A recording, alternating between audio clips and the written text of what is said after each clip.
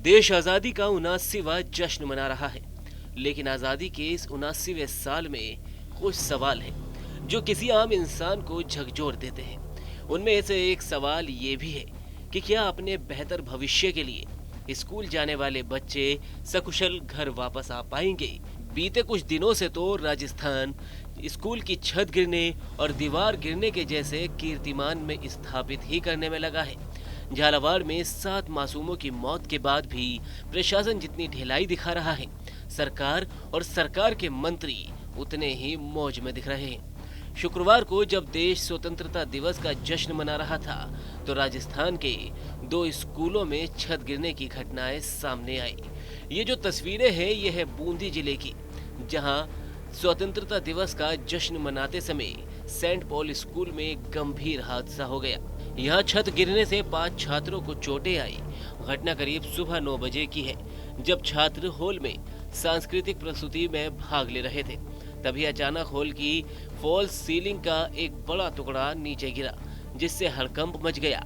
छत गिरने से बच्चों में अफरा तफरी मच गई और उन्हें तुरंत बाहर निकाला गया।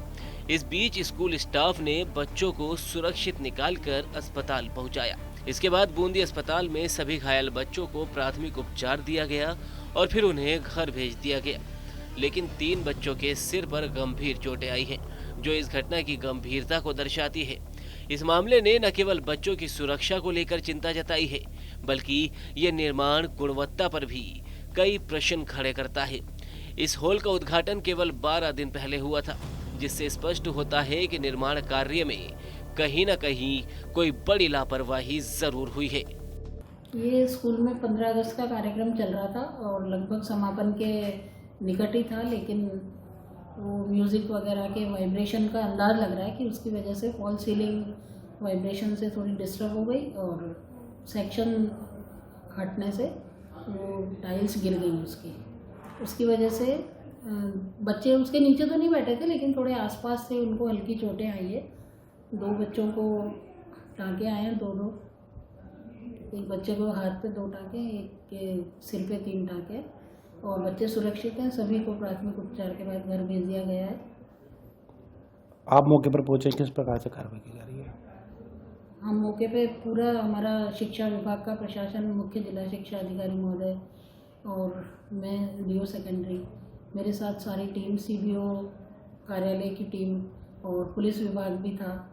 हमारे टेक्निकल संस्था के एएन जेएन वगैरह भी थे, हम सभी आ गए थे और जांच पड़ताल के बाद प्राथमिक रिपोर्ट प्रथम दृष्टया बना दी है और बाकी अभी विशेष तकनीकी टीम से इसकी जांच करवाएंगे। तब तक स्कूल को पाबंद कर दिया है कि उस हॉल को बच्चों के लिए और स्टाफ किसी के लिए भी मतलब वहाँ अनुमति नहीं दे, उसको पूर्णतया प्रतिबंधित कर दिया गया है।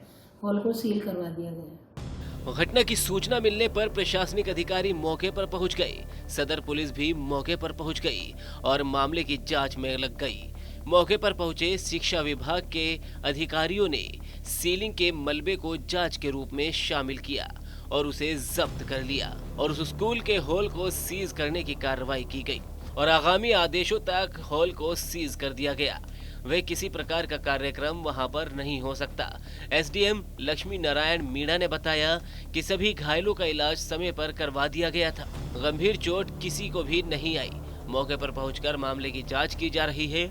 जो भी दोषी होगा उस पर कड़ी कार्रवाई की जाएगी।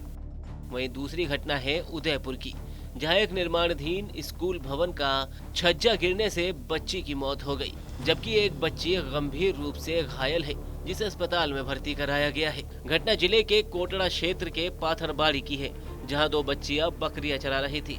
इस दौरान निर्माणाधीन भवन के पास से गुजरने से छज्जा अचानक गिर गया, जिससे एक बच्ची छज्जे के नीचे आ गई और उसकी मौके पर ही मौत हो गई।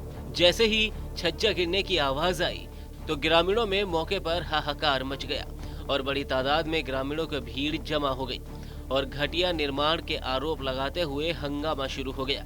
सूचना मिलने पर कोटड़ा थाना पुलिस और पुलिस के अधिकारी भी मौके पर पहुंचे और एसडीएम भी मौके पर पहुंचे और उन्होंने ग्रामीणों की समझाइश की।